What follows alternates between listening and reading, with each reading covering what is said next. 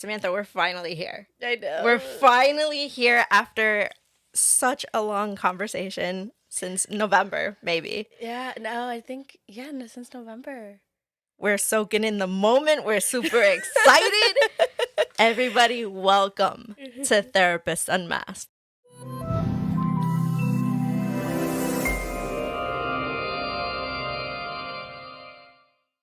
Wow, I did not think it would be this far. Like, it started with an Instagram post. It did, because I think it was me who posted it was like in my close stories or something like that. I was like, I want to do a podcast.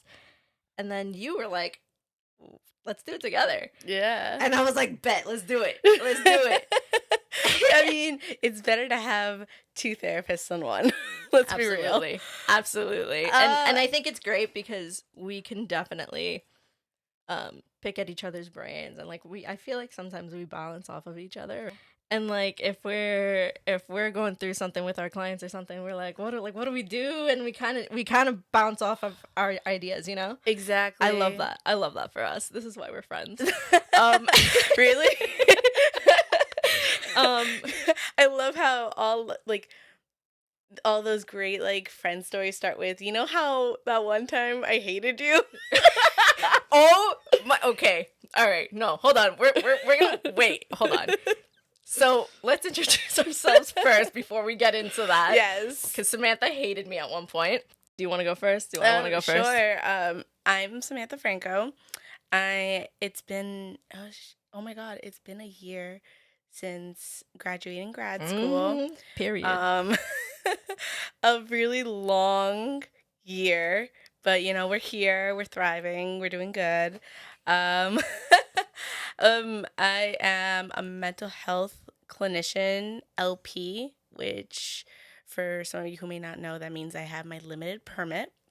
I have yet to take the test, but I'm getting those hours. I am a trauma counselor with children as young as 8 years old all the way up to infinity and beyond. Love that. Now, Sammy, this license that you have right now, or the permit that you have, this is in New York, correct? This is in New York, yes. Did you ever expect to be a trauma counselor at all? No. What did you want to do? I really like working with kids. I have had a background with kids since before the pandemic, so I was doing that for about 2 years, and then the pandemic hit, and then I decided to do grad school. Okay. But I was working with kids that are autistic. Mm-hmm. You know, that was something that I was like, okay, I really want to pursue. I like working with kids. I don't know, I just found like that was like the right age range for me in general. That's awesome. But getting into trauma was not something I thought I had an interest in until I started learning about it. Awesome. Do you feel like you learned about it more? Like we took a crisis class, right? We did take a crisis Did you find interest at all even after that class? Because that was a hard class, but it was really informative. So here's the thing. You took the class before me, and then you were telling me about it. And when taking that class, I was nervous. One, because of the instructor, because I heard she was strict. But after the first day, she actually introduced herself, and she told us her background in trauma and essentially why, like, what the need for it was. Mm-hmm. And after talking about it, hearing her story and what she went through and how much of an impact she's made on the community because she does what she does, I think it's safe to say the whole class was actually blown away by her history, because this was a lady who told us she was held at gunpoint once. I don't remember that. Whoa. Yeah, no, she told us that she was held at gunpoint in her car while picking up a foster kid who ran away from home. What? Yeah. And the matter of the fact being, yes, it's a very scary story, and it's actually a very scary specialty because you never know what is going to happen. And you know, there's also a lot of transference and countertransference, and Um, and with saying that, you never know how it's going to impact you. Mm-hmm. And so after, like, during that class, I think you just learn so many skills that Yep. ultimately end up being something that you don't realize you end up using not only in trauma but Mm-hmm. also in everyday counseling, such as grounding skills, communication skills, Yep. breathing, relaxation skills. And that ultimately, I feel like that brought me more towards the trauma side without really knowing that was bringing me towards my trauma side. Right. um no, it was great, and ultimately ended up feeling like a connection with Mm-hmm. trauma, which I don't know I don't know if Awesome. that's like a good or bad thing to say, but it was an interesting experience. But I think before we go into any further into counseling, I think you should introduce yourself, because we went into a whole discussion about me, and no one knows anything about you. Absolutely. So, my name is Ashley Quasker. I am a licensed associate counselor here in New Jersey. I know.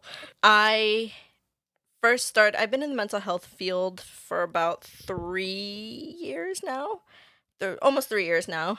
Because I started in 2020 as a behavioral assistant where I worked with kids as young as 2 years old until 18 to work on their behaviors, such as kids who were angry and they would be like smashing things around their house, or their anxiety or depression.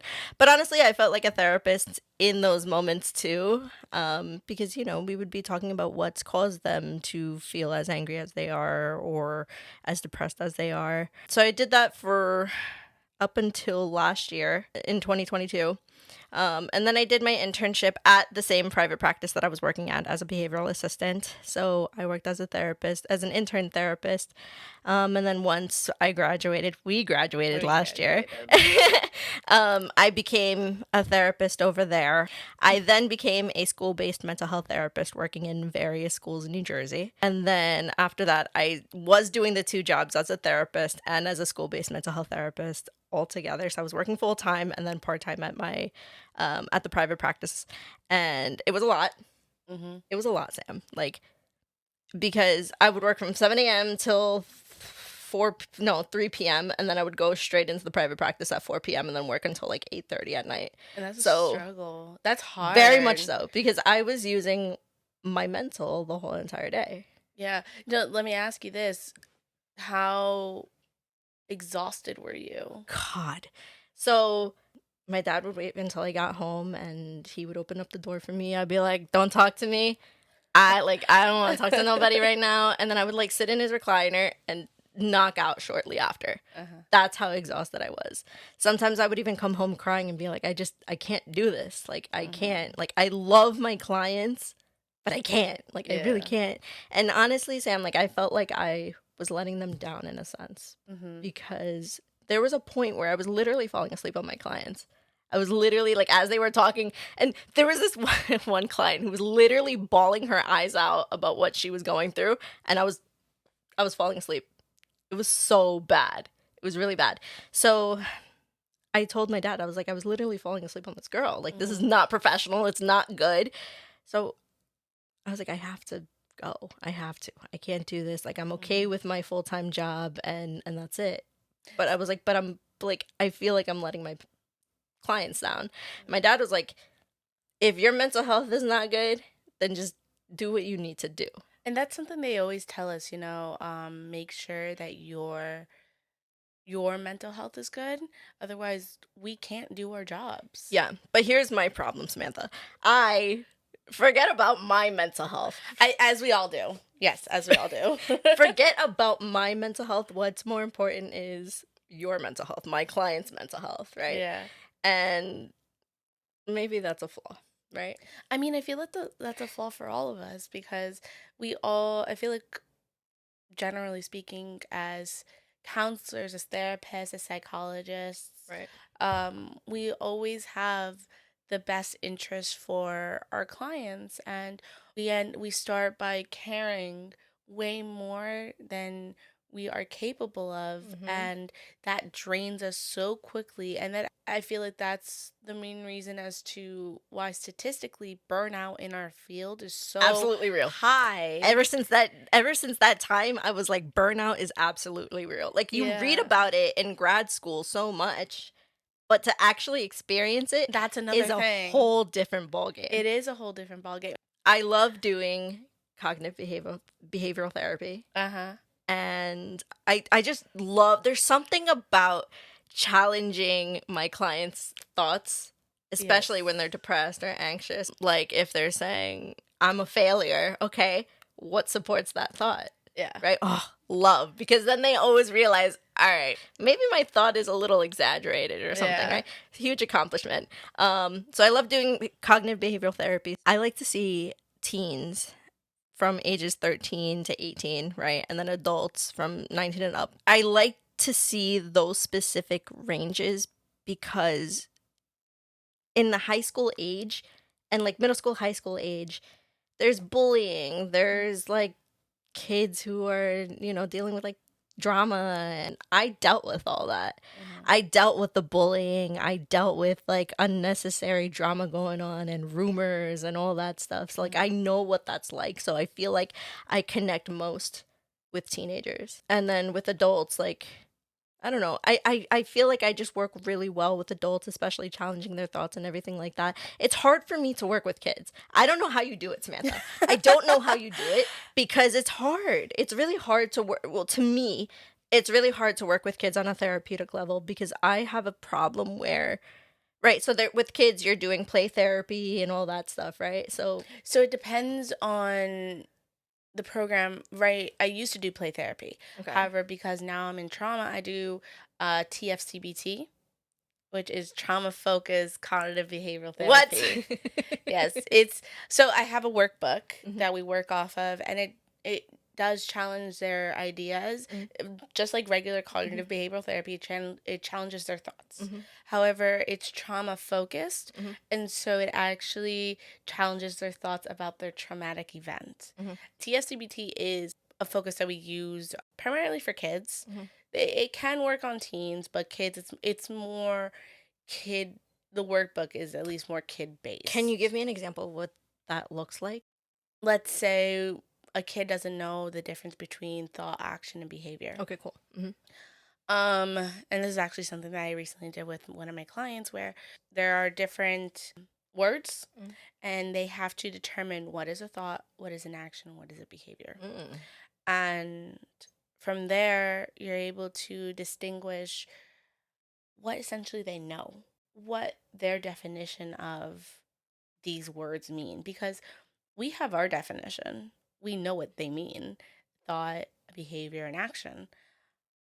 But it will surprise you how many kids don't know. Because of the trauma that happened, um they skip steps in the learning environment and behavior. Like, they skip being a kid, they skip that mentality of playing and all that. And so TFCBT kind of challenges those trauma thoughts and thinking it was my fault, or I did this, so that's why this happened to me. When a child finally says, no, this was not my fault, oh my God, Ashley, that is the best feeling, hearing those words, because then it's like, that's the breakthrough. And from there on, you continue, and ultimately they end up, starting to heal at that point, because up until you hit that breakthrough, they're still learning about all this. Essentially, it's like a curriculum. And there are steps, and during TFCBT, you also have to talk to the parents on a weekly basis, because you also have to teach them the skills that you're teaching their child. That way, they're able to learn these skills not only with you, but also at home. And the parents continue the work, which is why a lot of time we say it's not just us that needs to do the work. Everybody, the whole family needs to pull their weight and help this child continue with their progress. This field is no joke. It's not. And it could really take a mental toll on us as therapists, too. Yes. Certain cases are really hard to handle. So you have to really have the drive to want to help that person. Because if it's too overwhelming for you, like, this ain't it for you. This is not it. This is not it for you, right? Sorry. It's not. So, and I am in this field because I've been through a lot of things in my life, mostly in my teens. There was a point where I was going through something specifically when I was around 16, and I was turning to alcohol at one point because of this certain situation. I was literally downing tequila straight. And there was a point where I was like, this is unhealthy. Like, I don't want to be like my brother. I can't do this. If it wasn't for my school counselor at the time, at my high school, he was like that person for me to go to. He was my safe place. He would validate my emotions. He was the only one that was validating my emotions at the time, really. And he just helped me through what I was going through, right? So, like, my point is that made me realize I don't want anybody else to go through what I went through alone, right? I don't want anybody to turn to alcohol, to turn to drugs, to turn to unhealthy habits to cope with whatever it is that they're going through. I would rather them talk to me about it. So then we can process those emotions and work through whatever it is that they're going through, right? That's what really solidified me being a counselor. I feel like as counselors, we all have our own story as to what got us into the field. Absolutely. That is yours. Yeah. And mine is, believe it or not, my younger brother. Interesting. So my youngest brother, we're 12 years apart. He had a speech impediment when he was younger. Oh. Yeah, so he had speech therapists coming in and out of the house up until, I believe, age 5, around there. And so seeing him work with these speech therapists got me into speech therapy and wanting to take a class. I did. It didn't work out for me. Kudos to speech therapists. Like, it's like a different language that they have to learn. It's true. I've seen how speech therapists work, and I'm like, huh? Like, how do you do this? They have like all these like symbols, and it's crazy. And like obviously like the placement of each word, they have to like of each letter, they have to learn where it comes from, if it's from the back of the throat, if it's like the palate. That's interesting. Yeah, no, it's honestly like till this day I still find it very interesting. However, it wasn't something for me. Like I said, kudos to also you speech therapists out there. For sure. Then I did more research on my own in the mental health field, and I did also go through my own events when I was a little girl, like when I was younger. And it was bullying. I went to a private school when I was younger. There were good experiences and there were bad experiences. Everybody is different. My experience was a mix. There were those times where you just love being with your friends and stuff. But then when you get to middle school, like, everything changes. I remember that turning point when everything did change at a certain age. I think I realized it when I was 12 that everybody was different. Everyone obviously has their own way of thinking. Yeah. And I realized very quickly that I was the innocent one out of a lot of people in my grade. Until this day, a lot of people tell me I'm very, like, my thinking is very innocent, or I'm just, a good person that wants to give people a lot of chances. That's actually what kills a majority of my friends, because they're like, Sam, you have to stop. Samantha, if you're like that, what about me? Oh, yeah. What about me? No, yes. So I think that's like a common thing with us therapists that we are in this field specifically, because we are able to not make judgments of people. Yeah. And I think that's what people appreciate the most, the fact that they're able to talk to us and know that we're not there to judge them. That is true. We're not there to say, hey, like, y'all gotta stop. Like, obviously we will be direct and tell them, because this is for their own good. Like, they're coming to us for a reason. But at the same time, we're not run around. It's a blessing and a curse, though, It is a blessing and a right? curse. Because we're able to see good in our clients and be able to not judge them and give them a safe space to Talk, yeah, right. But then in our own lives, it's a different story. It is a different story because it's like in our personal lives and I don't know if you've been able to actually do this for a long time in school. Like I had always asked my professors, like, how are you able to distinguish? Like, how are you able to put up that wall between your personal life and work life? I have officially been able to do that because I realized I had a few clients recently that have been crying a lot just because of a lot of things that they've been going through. And I realized, like, I'm not crying with them. I know. Isn't I'm that not crazy? doing that with them. Like, obviously I'm listening to them and I feel some type of way for them, but at the same time, emotionally, like, I'm letting them have their space and I'm letting them cry it out, but also they know that I'm there for them. But me as a person, I'm a very emotional person. Me too. Me too. In like my everyday life, like, unfortunately I am a very emotional person, and also that's a blessing and a curse. I realized that boundary is there now. Without me realizing, I made that boundary. I built that wall, and I realized, like, I don't bring it home, and that's what I need for my sanity. Oh, for sure. And my mental health. Because if I were to come home every day and be bawling my eyes out, actually, I work from home 2 days out of the week. So if I were to log off my computer and bawl my eyes out because my client was bawling their eyes out, I wouldn't be fit for this. No. It's You're not, right. and it's not okay.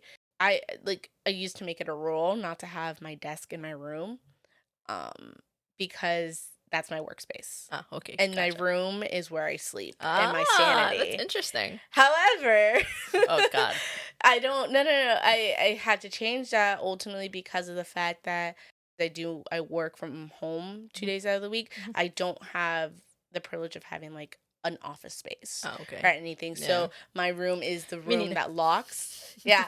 And so I do need to have like my office in my room, but I think now I make it a thing where it's like I don't sit at my desk unless I'm working.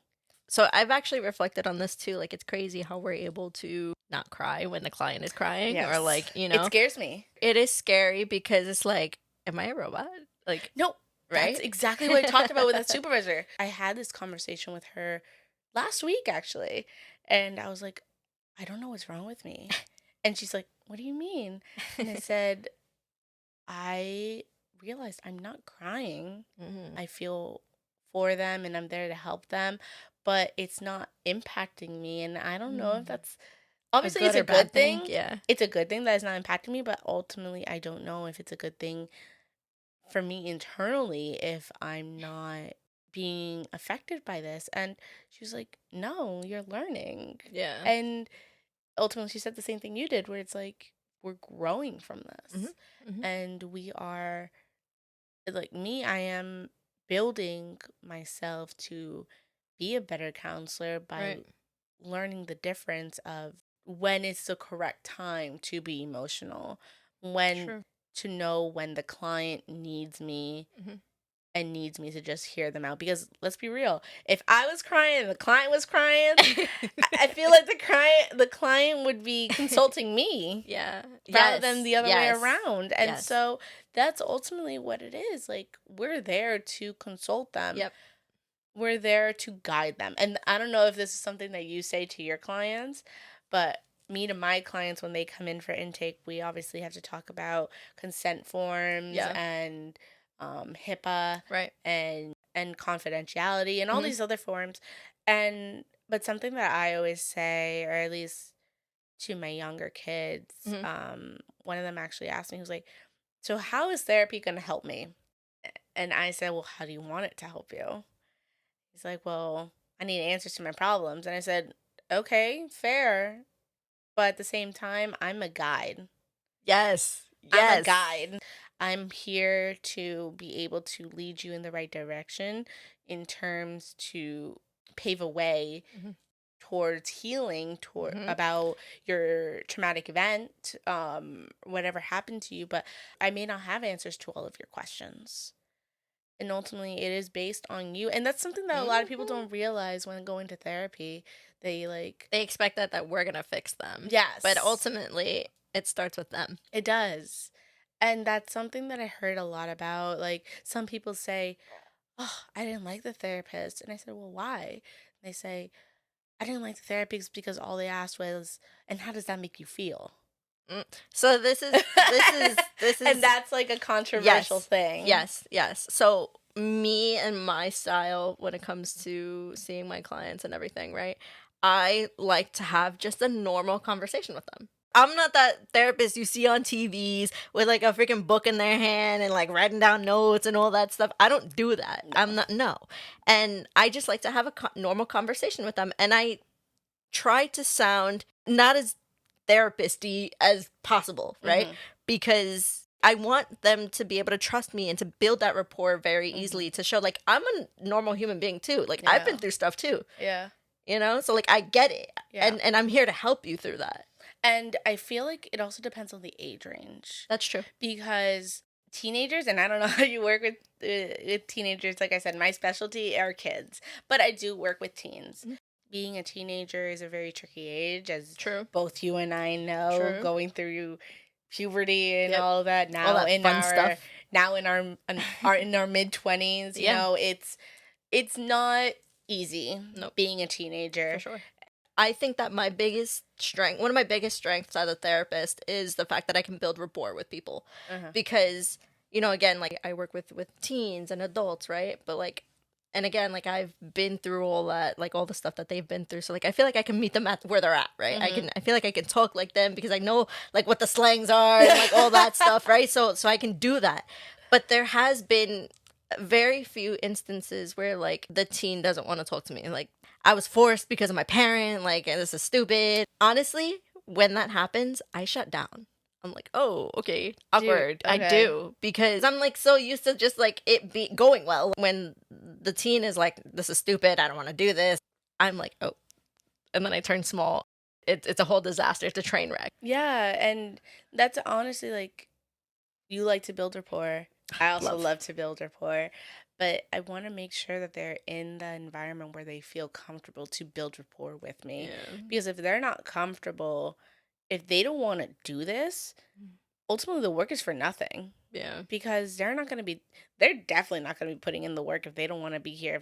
If the parent is forcing them, compared to somebody who wants to be there and actually, you know, talk about what they're going through. And that's something that I feel that a lot of people don't understand. It's like therapy comes at your own time. Yeah, for sure. Therapy is not something that needs to be rushed right away. If somebody has gone through a traumatic event and their parent or their partner or their friends are pushing them into therapy right away, a lot of times it doesn't work. They're still in the processing stage of everything that happened, and until they process their own feelings towards what happened, they're not gonna take anything out of what we're doing for them.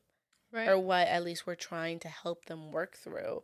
I also I didn't mention this before, but I've also done I've also served families, done couples counseling too. My end goal when it comes to counseling is to get my professional counseling license to then have my own private practice. I want to be able to serve so many different types of populations, you know, and I want to be able to continue to serve like families and couples. I really like to see people who go through depression in the sense of like going through loss, right? Depression when it comes to school, like, you know, again, like the bullying and all that stuff. Anxiety when it comes to new life transitions, like going into college, getting a new job. Those are my favorite types of individuals to serve. Going back to what I've done, my specialty was always kids. I feel like I'm also good at communicating with the parents and helping them better understand where their kid comes from. Have you ever had parents that just didn't get it with their kid? Like, Oh, they just didn't. 100%, yes. It really depends on the person, and that comes to play also with their culture. So I am Hispanic, I am Mexican and Uruguayan. Interesting mix. I know. Interesting mix. I see how different both cultures are in terms of understanding one another. A lot of people who do come from different backgrounds don't necessarily see that therapy is a big thing. Yep. Like, they don't really understand why somebody needs therapy. A lot of the time, some people will say, oh, you just need a good drink and a good cry and then you're done. Yep. Sometimes it is that. I'm not going to lie. Sometimes it is exactly that. That's funny. And, but sometimes it's the root of the problem is much deeper. Yeah. So that's where the knowledge comes in. And when it comes to me talking to a parent, I like to bring out facts and definitions. And so when a parent has many questions or they want to know why therapy, I bring out stats. I know my parents are very protective of me and my brothers. People are protective of their kids. They want the best for their kids. Sure. Obviously, no one wants to put them in harm's way. That's the thing. A lot of people think that therapy is more harmful than good. And until you show them what you're working on, how you're doing it, like, this ain't shock treatment, people. Like I said earlier, we're a guide for people. And if they're ready for that, great. If not, it's not going to work out. Right. Parents need to be knowledgeable of these facts and of the things that we're talking about in order for them to better help their kids, because these are still kids. No matter what they went through, like, they're kids. They're learning every single day. So why not learn with the parents? It's that time in their life when they need the parents the most. Yeah. And that's why I said it roots from the parents. Right. And so that's essentially what I say to my clients, because some parents are not as, interested. They think, oh, I'm just dropping you off at therapy. My work is done. Right. No, it's not, because I have your kid for 45 minutes, but then that's only once a week. Yep. So they need to be that support They need for to be the support kids 24/7. Yep. If the parent knows, then they're able to better communicate with their kid. And then that also goes into play of kids saying, my mom and dad don't understand me. They don't know what I'm going through, which is 100% true. And as therapists, I feel people see our job as easy, because they say, you just talk. Yeah. Yep. You just talk. Yep. And as you said earlier, it's mentally draining. It is mentally draining. And I remember we were talking about this with one of our friends when we grabbed brunch, and she was also saying the same thing. She was like, time comes when you just don't want to talk to anybody. Like, you want to get home and just be a mute. And it's 100% true.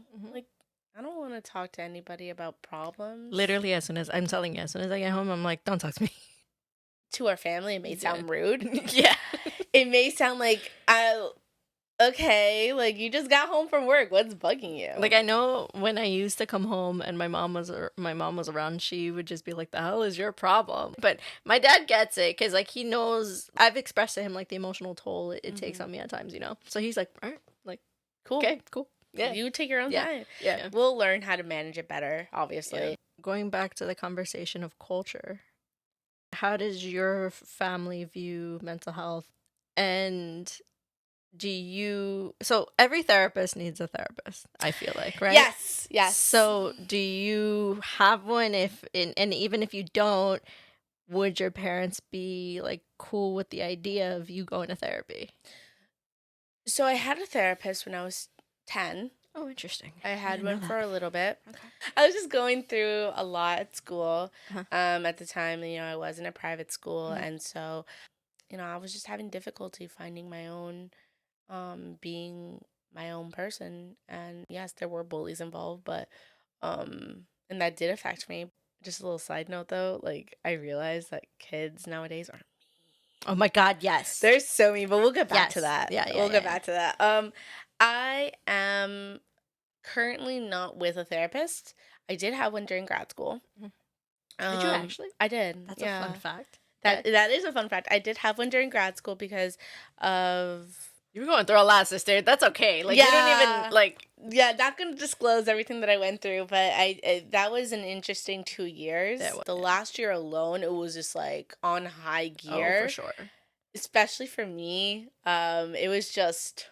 Whew. Yeah. It was a roller coaster ride that, once again, I say, take with a grain of salt, but whoever wants to get into grad school, you really need to think about it. Yeah. It's not for the faint of heart. No. It definitely is not. No. But going back to what you were saying, yes, I did have a therapist at school.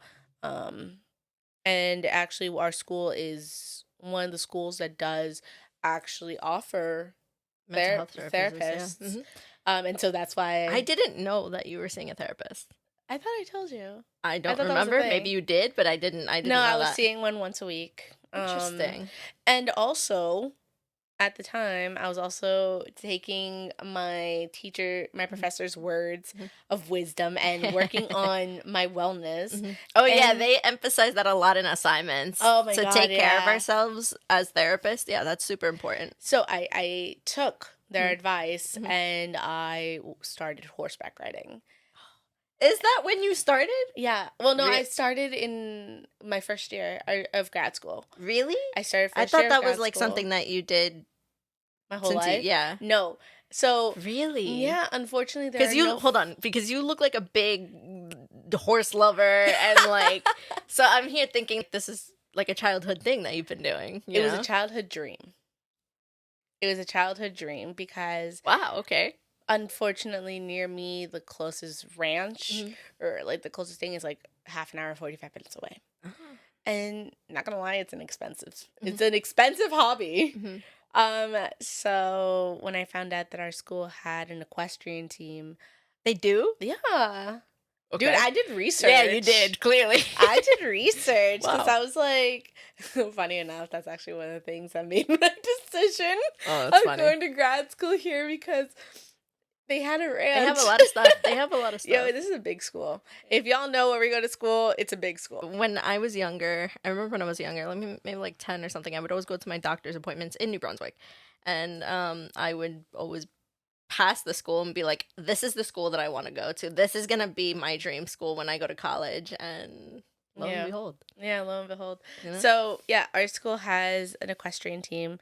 And so I decided to take a whack at it and go. Obviously never had any background in horseback riding. I would go for I remember when I was younger, I would be invited to a birthday party at a ranch and little pony rides here and there. But interesting. It was I admired those people that would jump and do dressage and western and all of that. And honestly, coming from my heritage, my culture in Mexico, they do have a lot of horses and a lot of there's a lot of history with horses, and so it was always something that I was interested in. Unfortunately, it was very expensive, and so coming into grad school, I was like, yeah, I'm gonna do it. I'm gonna. I realized that the ranch had a student discount. Cool. I took it, and I actually ended up working at the ranch as an assistant for a physical therapist who does equine therapy. Was I around at this point? You were. I was telling you about this. I'm pretty sure I did. Interesting. I mean, did you knew that I was going to horseback riding? I knew that, but I didn't know that you actually worked there because I thought you worked at just in your apartment thing. No. So I ended up volunteering as an assistant to the physical therapist that did equine therapy. Interesting. And that grew my love for horses even more. Ultimately, horseback riding was my second form of therapy because when I was going through everything. I remember there was one specific day when I went horseback riding, or I got to the ranch, got on the horse, and the horse was being so stubborn. He wasn't moving. Oh my God. And I was doing everything. I was like, dude, move. It wasn't moving, wasn't budging, and I was hysterical. I was in tears. I was crying. And I think this is where horses are so intuitive that they ended up, the horse just stood there. I was on top of the horse. Oh, wow. And he just stood there. Like, my coach came over, started talking to me, and obviously she knew the stuff that I had been going through, because that was just a rough 6 months of my life. And I told her, like, we were talking, and she was letting me cry. The horse was letting me cry. Can you believe that the second I stopped crying, the damn horse moves? No way. It started moving, that I didn't have to do anything. That's crazy. Horses are so, that's what I like. Horses are so intuitive. That's awesome. That if they sense that you're mentally not there, they're not going to listen to you. Right. They're not going to move. They're not going to do anything until they know that you're 100%, that your mind is clear of anything. Like, and ultimately, horseback riding is a dangerous sport because of the fact that for sure, horses they can throw you off. They can throw you off, and I'm happy to say, like, I've never been thrown off. Okay, good. I was almost flipped over once, but they teach you how to, like, hold on and stuff. So that was a good thing. When you said that you went to therapy at 10, so, right? Yes. So were your parents cool with, obviously, because they probably put you into it, So they right? did put me into it because they realized, like, you know, I was going through a hard time, and they were fine with it. Like, they actually had no problem. They were just like, you know, if you need help, if you need something, like, we're there. And did they know that you went back to therapy last year? They did. I did tell them that, you know, they obviously they knew that grad school was hard, and that I was alone, and I needed to talk to someone. And I had told them, like, you know, I started therapy, and they were actually pretty surprised because they were like, a therapist needing a therapist. That's interesting. Like, a doctor is not going to take care of its own, like, a doctor can probably diagnose themselves, but a doctor's not going to perform its own surgery. Yeah, for sure. That's why it was a good thing that I did that at that time, because it helped me better understand what I was going through. Unfortunately, at this point in time, currently I do not have a therapist. I want to look for another one because it did help me. It did help me. That's awesome. I'm not gonna lie. Like, I like talking about things, and I like letting go. And unfortunately, it's not the same talking to your family as it is talking to somebody who knows about the field. And that is ultimately what makes my decision about having a therapist so much better, because I know what it takes to be in this field, and I know that person will hear me out. Now, I'm not going to say all therapists are the same, because you have a different work ethic than me. And it, you know, some people are more talkers, whereas some people are more listeners. We're definitely the talkers. That is we for are sure. Definitely the talkers. It does go with what I want, my needs. And that's something that a lot of people don't realize, is that, you know, when it comes to looking for a therapist, I don't know about you, but I personally will never take offense to somebody saying, hey, listen, I need a different therapist because I don't feel like we click. Never will take offense to that. No, me neither. Because people have their own needs, and I'm not perfect. And I'm not a mold that will fit into everybody's needs. This probably sounds really bad, but finding the right therapist is like shopping around. It's true. Now, on to you. Oh, do God. you have, what does your family think about therapy, and do you have your own therapist? So I started to seek a therapist when I was around like maybe 18, 19, around there. I at the time was just going through just trying to deal with like family stuff and then also relationship issues with my partner at the time. I found a therapist, and I remember one day I was going and I didn't feel comfortable telling my parents about it yet because I didn't know how it was going to go. I've never been to therapy before. Anyway, but I went, and then I remember when I came back home, my parents were like, you left mad quietly. Like, because usually I was telling my parents, all right, I'm going to go to X, Y, and Z place and I'll be back later and whatever. And I kind of just left. So then I went, and then when I came back, they were like, where did you go? And then I was like, oh, I just went to like an appointment, like whatever. And they were like, what kind of appointment? Like, are you okay? Like, what's going on? So then they kept, egging it on. So then I was like, like, I saw a therapist. They both looked at each other and they were like, what do you need therapy for? And they were like, you have a roof over your head. I don't get it. Like, well, what's going on? Why can't you tell us these things? I remember that immediately made me feel awful, Samantha, because sometimes our families do things that may affect us in the long run, and they don't realize it. And I'm not going to tell them, you're the reason why I'm going, right?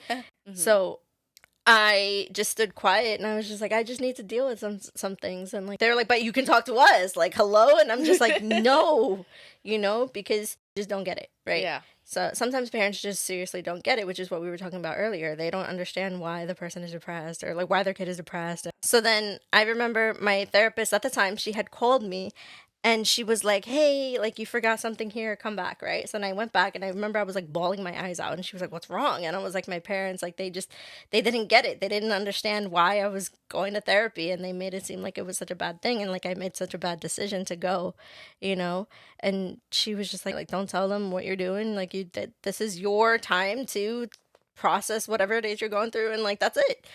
And I was like, yeah, you're right. So then I didn't tell them after a while. Growing up in a Hispanic culture, in general, therapy is seen as a weakness. It is. Yes. Therapist is seen as like, oh, you're crazy. You're weak. You're crazy. There was a moment, Sam, that like you said, like you start dealing with these things on your own, right? Like I was bottling all these things up and it was taking a mental toll on me. And that's why I ended up resorting to the alcohol for a little bit. And I was just like, okay, really, like I need to do something about this, right? So that's why at the time, like when I was a teen, I talked to my school counselor, and then eventually I ended up going to a therapist. I'm super blessed to be able to talk to my parents about whatever. And they're the best. They're literally the best. I love them. But then you're right. There are some things that you just can't talk to them about, and especially if it has to do with them. Like I have so much love and respect for my parents that I don't want to tell them when there are times that they hurt me, or not physically obviously, but like mentally, some things that they may say that do end up sticking to your mind. And you're like, oh, I don't know how I feel about this. Yes. Or I don't know how I feel about you saying that. And all of that causes like insecurities. It does. And I think it's really important to also emphasize the fact that it's not like we're attacking our parents or anything. Oh, like no. that. But I this love is you, Mom and Dad. No. But I think this is important to shed to light, because there's so many other people who are in therapy maybe because of family issues, and sometimes they can't talk to their parents about it. So, I did the therapy, I did all of it, but I just didn't tell my parents about it, right? Yes. But so then COVID happened. Oh, and then the therapist I had was then doing literally just phone calls. I was like, why am I going to do phone calls if I can just call a friend and, talk about my issues? So then I stopped. After that, I bottled a lot of emotions in. And then last year was an awful year. After graduation, I felt like I was on top of the world after graduation. Like I felt like until my mom passed away July 1st of 2022. Everything came crashing down after that. Yeah. I remember when you called me. I know. I remember you calling me, and I was on my way back to New York. And I remember saying, like, I will turn this damn car around. Yeah. You and a lot of other people were really checking in on me at the time, and none of you hesitated to like come here if you guys needed. I drove 2 hours, dude. I know.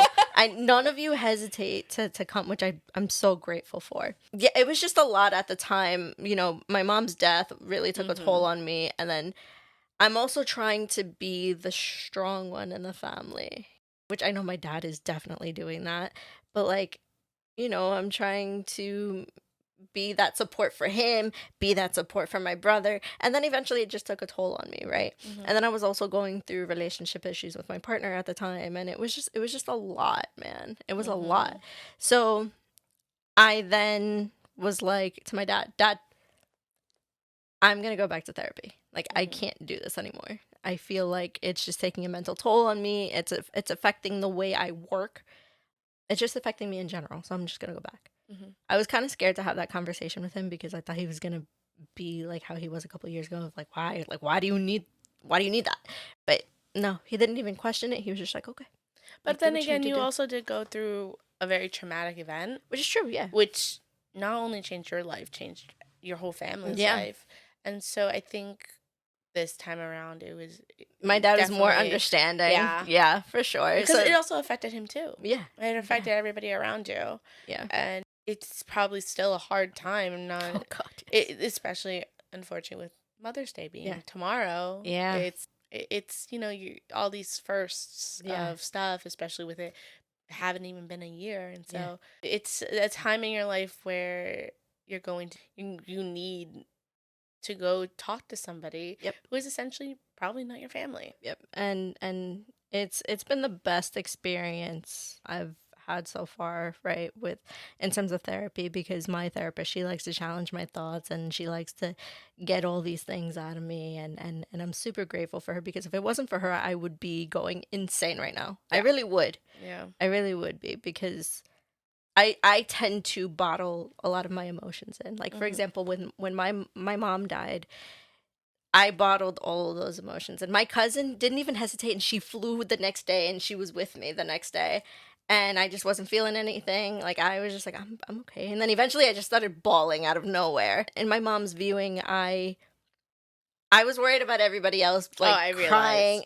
Did you? 100%. You're not the only one. I realized that because you're not the only one. You were so... I remember that day, and I remember being there, like, just sitting down and with the people that I knew from your friend group. I can't believe you noticed. No, obviously. Dude, 2 years of schooling with you. 2 years. And no, I noticed because everybody else around you was so upset. And you were walking... You could not sit still. No, you were walking dude. From one place to another and just going back and forth, like, talking to people. And I immediately noticed, like, it was your form of distraction. And I was suppressing all those emotions. Exactly. I can't believe you noticed. I'm not over it. I'm sorry. Like, wow. Well, you weren't the only one, because I even had a cousin that was like, you were consoling your boyfriend more than he was consoling you. Like, what the hell? Like, what are you doing? And then I was like, was I? Like, I didn't realize I was doing But all that's these also things. the therapist in you. That also goes into play of learning that we need to think about ourselves more than others. And as therapists, you know, we are taught to care for others, to listen to others. I think that they're trying to improve now. And what started with us is, you know, talking about our wellness and our mental health. They're stressing that a lot. They are stressing that a lot now. And I think that's a major improvement, but I also think they need another way to better improve is to teach us on how to distinguish our needs before others. Yeah. So, like, after all that happened, I felt so angry with myself, because I was like, I completely suppressed all those emotions. I don't even remember what she looked like during the viewing. I don't remember any of that, because I just suppressed it all. So now I'm just like, I need to deal with all these things, you know? So, which is also why I decided to go back to therapy after so many years, because I want to be able to feel all those emotions. I want to be able to process them and be able to deal with them. And just accept that the fact that she's not physically around anymore. But I think that's one of my bad qualities, is the fact that like I'm worried more about everybody else around me than myself, because like you and my cousin said, like you were like worrying about like your friends and everybody more than they were helping you, and I was just like, I was like, I didn't know that I did that, but it's just, I think I made you sit down once during that time during the viewing. I made you sit down. Did you? I'm telling you, I don't remember anything, or like most I made things. you sit down, and then immediately, like 5 seconds later, you got up to go greet somebody, and I was like, "Oh, dude, sit down." No, because what I do remember is that like where my mom was, there was just a bunch of people, so many people that like even me and my partner at the time, we were like, this is making us too anxious. Like we need to like get out. Yeah. So then we would step out, but sometimes I would try to go in and try to enjoy her presence for the last time, but then at some point, like some people would like be circling me, and then it would just be so like anxiety driven, and then I would be stepping out again. Yeah. And God, it was a whole thing. It was also a really small location. It was. So, I mean, my anxiety was through the roof that day, and that's probably part of the reason why I was moving around in and out, yeah, because I was just like angsty and just like jitter. I don't know. But overall, what I'm trying to say is that if you're a therapist, go to therapy. Therapy, like, it doesn't matter if you're going through a huge thing or if you're not even going through anything specific at all. Like, therapy really changed my life. And if I didn't have my therapist, I would be losing my shit, and I would be doing stupid things right now, and I wouldn't know how to cope with anything that I'm going through right now. Exactly. And as much as I can talk to you, or as your family can talk to you, like, yeah, it's a different feeling talking to your therapist, who ultimately at the end of the day you're able to like let go with. Because they're able to offer you the most realistic advice. Like, I can also offer you advice, but my advice may also be in a way diluted. Yeah. Because you are my friend. Yeah. And obviously I don't want to make anybody feel bad. Yeah. However, as a therapist, I'm very real. Or at least I feel like I'm very real. And I will not essentially sugarcoat anything, because at the end of the day, this is your mental health, and it's not to be played around with. Yeah. Do you feel like, now that like we've been doing this for a while and everything, like as therapists, do you use your skills on other people, like your friends, and or do you put that like aside? You're like Samantha the human. Do you separate yourself as like Samantha the therapist? Yes. Yes. Okay. I do. And it's mostly because like I love my friends, but I'm also not a walking DSM-5. Have people expected that from you? Yes. Me too. I love my friends, I love my family, but I have people in my life that have said... Both friends and family? Yeah. Okay. That have said, like, can you diagnose me? I'm like, no. No. And they're like, why? And I said, I can give you my DSM-5 book, but I will never, ever tell you what it is that I observe. So unethical. Or what I see. With that being said, like, I'm off the clock. I'm 9 to 5. Yeah. On the weekdays. Yeah. If I wanted a weekend job, I'd get another job. And it's not an insult to anybody. Like, I don't mean it to be an insult to anybody. But I will gladly make a referral to somebody. Oh, for sure. Yeah. I will. If you tell me you need help, I will be on the computer trying to find the best person to help you. However, it's not me. I'm sorry. I cannot do it.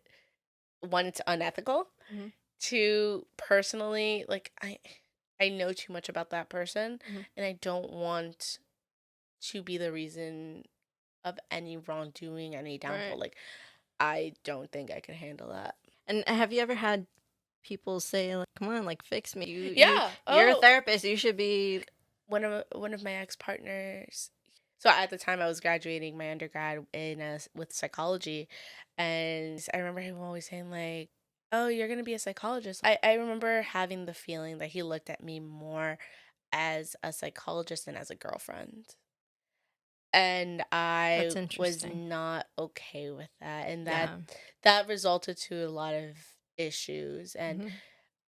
that was also my mistake of not setting that boundary, because I'm also, like you said, I'm Samantha the therapist, but also Mhm. I'm regular Samantha. Yeah. Yeah. And so I would much rather 100% be Samantha, like the regular Samantha, than Mhm. Samantha the therapist. Has any friends or family also said those kind of things to you before, aside from partners? Friends, some, Yeah. yes. Family, there are some jokes that are fine. Yeah. They're not mean jokes or Uh-huh. anything, but it does come up where it's like some issues and stuff that, like, you're a therapist, you should know Oh this. my And I'm like, or god. sometimes they say, think with your therapist brain. I'm just like, therapist brain is off from 9 to 5. Like, after 5 o'clock, therapist brain is off. Yes. Or Yes. at least it's muted. Because let's Yes. be real, it can never be turned off once you learn. Absolutely. But I don't, that's something I don't appreciate, because it's, you know, before being a therapist, I was Samantha, and I'm still Samantha. And so things that they say, like, you're a therapist, you should know this, you should do this, like, come on, think with your therapist brain. Like, no, I'm not. No. Especially in arguments, I feel like that's thrown in a lot in Yeah. arguments or Oh my difficult god, times. yes. It's like, Yes. you're a therapist. It's like, yeah, I know my degree. Especially if you're making a decision that is the bad decision, but like you're still doing it anyways. Some people are like, "You're a therapist. Like, what the hell are you How do you doing?" not know that? At the end of the day, We we separate that are stuff. human. Yep. Yeah. We're And bound to make and we are mistakes. entitled to those Yep. mistakes. Yep. Whether they're mistakes now Mhm. or they're mistakes a year from now, we're learning from those, and they're not, and they define us. Mhm. Because what's the point of not going through that and not learning from it? Being protected from those mistakes is Mhm. not going to help us grow. For sure. If anything, it's just going to make us wonder, what if? Do you feel like they give like when your friends and family and whoever says things like that, right? Like you're a therapist, what the hell are you doing, right? Like, do you feel like that gives you kind of like some sort of pressure or Oh, something? 100%. Same, yeah, because 100%. I've also had like family and friends, especially if there's like family stuff going on. They're like, "You're the therapist. Talk to this person and maybe fix the situation." Mm-hmm. But literally, the code of ethics says if you can't stay unbiased, right? Mm-hmm. Then don't do it. So I have every right to just take a step back and be Yeah. like, no, I can't do this, you know. Yeah. And with friends too, they're always telling me like, what are you doing? Like, you're making a bad decision. You're a Mm-hmm. therapist. You shouldn't be doing these things. I want to ask you now, like, what is, and you don't have to go into full detail or anything, Okay. but like, what is a stigma that you've heard about that people have asked you as a therapist? If I'm like going to some store like Walmart or something like that, some people are like, "Oh, you're a therapist? Can you read my mind? What am I thinking Are right you wearing your now?" badge or something? It's the worst. I'm like, I can't read. I can get into your mind and talk about what you're thinking and stuff, but like to actually read it, no. I'm not a mind reader. I'm a therapist, not a mind reader, right? Like those are Yeah. two different things. That's really annoying. I hate it because they're literally like, what am I thinking right now? Like, no, it doesn't work that way. That's probably the biggest thing Yeah. that I've dealt with so far is like, can you read my mind? Like, what am I thinking right now? Am I crazy? Oh my God. So I remember during my internship, I learned a really good comeback for that. And I use it till this day. What do you say? If someone says to me, I bet you're reading my mind right now, I'll be like, yes, excuse me while I get my crystal ball. I should do that. Excuse me while I grab my crystal ball, and then I look at my purse. I'm like, oops, sorry, I forgot it at home. That's funny. When I heard that, I was like, oh, that is good. And it actually makes people shut up about it. It's like, oh, I'm sorry. And it makes them realize, like, yeah, I'm not a magic. If I had magic, ooh, so many things would be different. So, Sammy, have you seen any stigmas yourself? Like, or has anybody said anything stupid to you? A majority of the time, it's, I bet you're reading me right now. Yeah. Or no, someone was like, please diagnose me. And I was Oh, like, yes. So I was people have like, asked me we that too, met yeah. 10 minutes ago. Yeah, What do you want me to say? Did you, like, as a therapist now, right? Since you've been in the field for some time now, do you feel like you question yourself at all? Like, am I meant for this field? And, like, what am I doing? After almost a year now, oh no, almost, if I were to include internship, it's almost 2 years. Yeah. I don't question it as much. Mhm. What about you? No, yes. Yes, I definitely go through, like, deal with imposter syndrome a lot. Especially because I am physically disabled. So I have a condition called spina bifida. It literally means split spine. So I have trouble walking, so I use crutches to get around. So in my job now, being in different schools, I see therapists and, like, they know their shit. Then I question myself because I'm like, I feel like I don't know that much compared to them, you know? Like, so, like, am I in the right field? And sometimes, you know, Sam, when I was working in the private practice, I would I would hide my crutches before the client would come in, and I would already be sitting down while they would come into my room Mm-hmm. because I wouldn't want them to see that I'm Really? physically I didn't disabled. know that. I know. I didn't want them to see that I was physically disabled. And because I was always afraid that they would they would just be like, the hell, like, she doesn't know her stuff because she's, like, physically disabled. Because there's a lot of stigma around physical disabilities, and some people, like, even growing up, people would just not want to be around me because they would think that I'm, like, automatically stupid or something like that, you know, just not smart or whatever.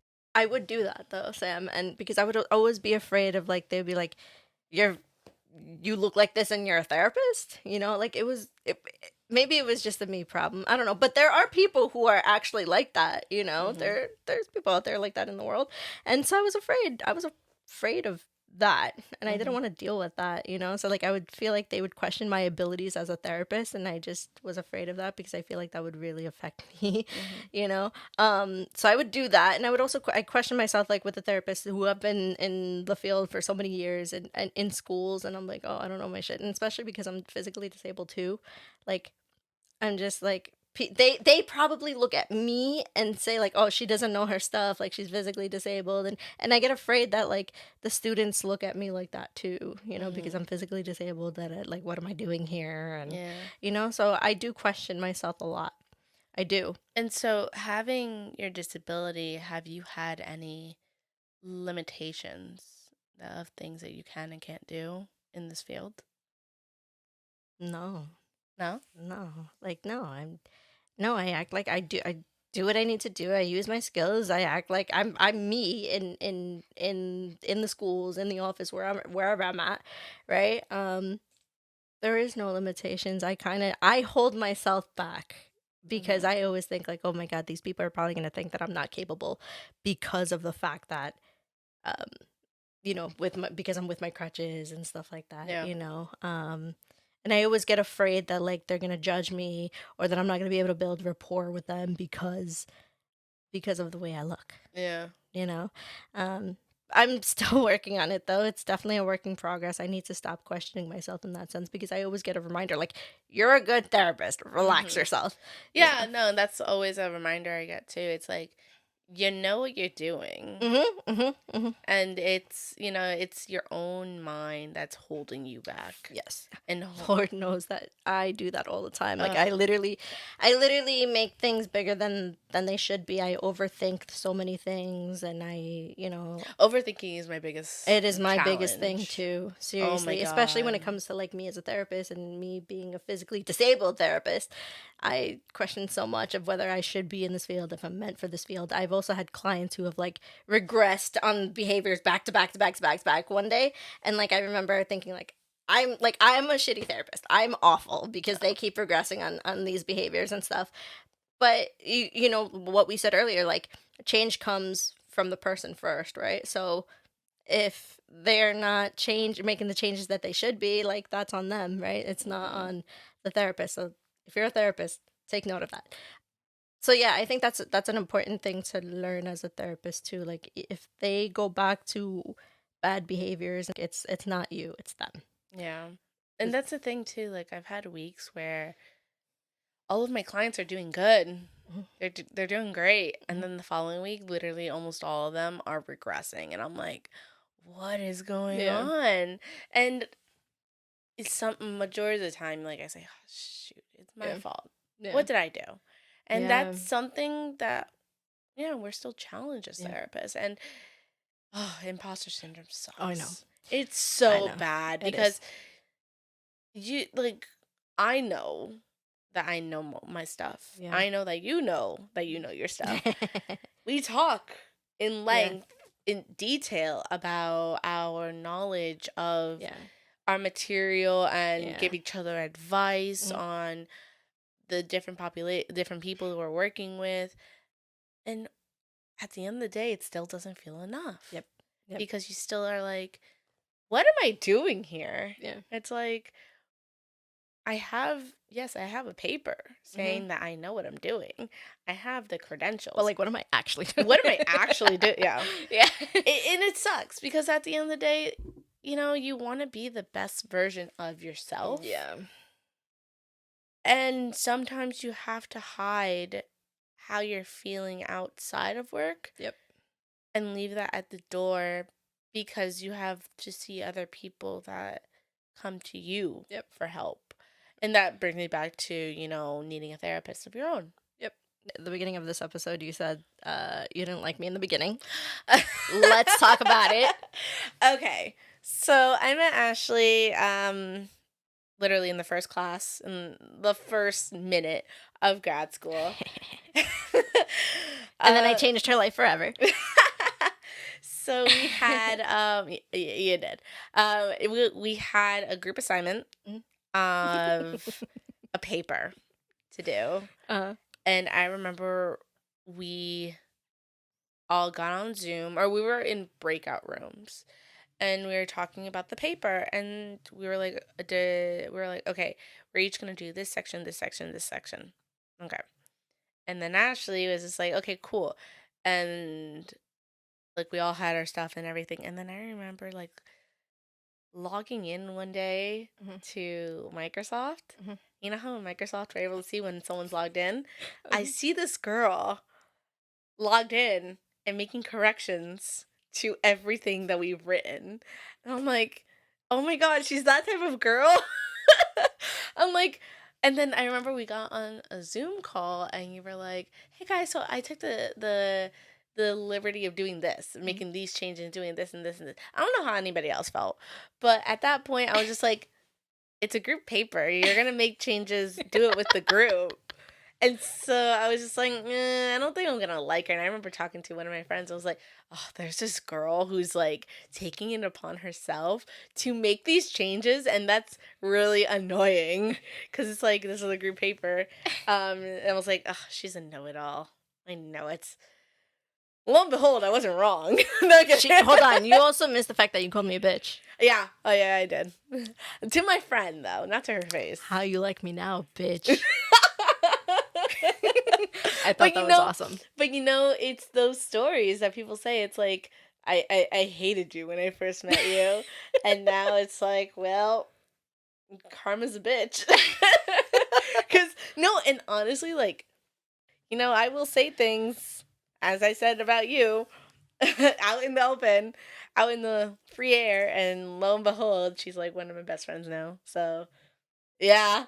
Now, which I'm so glad that we decided to do this because I feel like we have a lot to say. Now I want to just close this out on just explaining more on the purpose of why we decided to do this. Based on this whole conversation talking about our mental health, we want to show that other therapists struggle with their mental health too, not just our clients, right? And in the office we tend to mask these emotions, right? And because in the office, we're worried about you, but then outside of the office, we are completely different people, and we also struggle with our mental health too. I want to normalize therapists' mental health. We want to bring other therapists on who also struggle with their mental health too, and talk about it and how it affects their work. Because sometimes it affects my work too, and I'm sure maybe it might affect yours too. Oh, 100%. We also want to bring other guests too, Yes. also talk about their stories, whether it is some sort of abuse from a partner or depression, anxiety, all of it. We want to know all of it, right? So we want to bring you on and kind of have an informal therapy session with you, to just guide you to deal with whatever it is that you're going through, and maybe hopefully encourage you to seek therapy on your own time.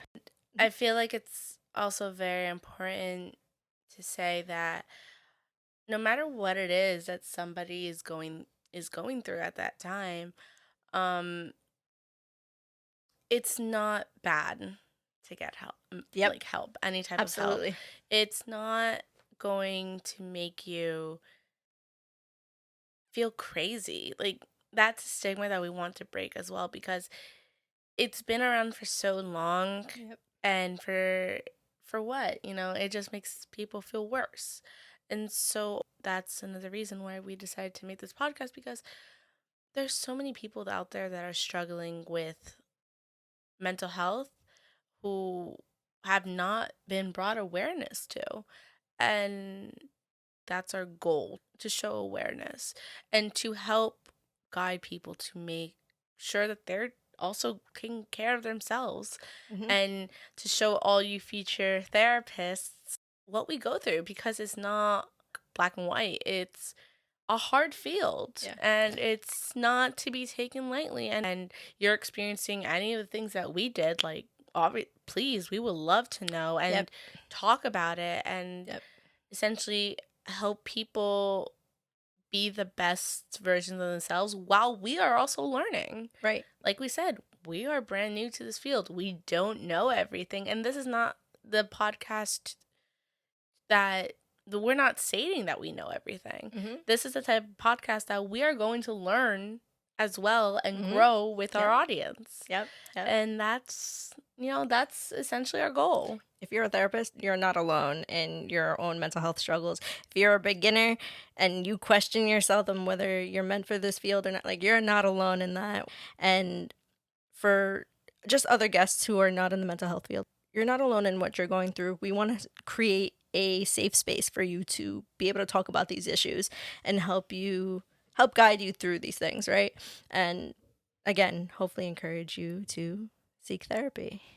The parts of your story that you're most afraid to tell needs the loudest voice. And we want to help you heal from whatever it is that you're going through. So do not be afraid to reach out to us on our Instagram page, which is Therapists Unmasked. You can DM us and let us know what it is that you're going through, and we can talk about how we can help guide you in the right direction. All right, so in the next episode, we're going to bring some of our grad friends on and talk about their grad experiences and what they're doing with their careers now and how their mental health is affecting their careers. So I'm really excited about that. And if you have any comments on any topics that you would like to hear us talk about, please let us know. All right, guys, you guys enjoy the rest of your day. Thank you so much for watching. Thank you so much for supporting. I Yes, really, really thank appreciate you. it. You guys take care. Have a great day. Bye.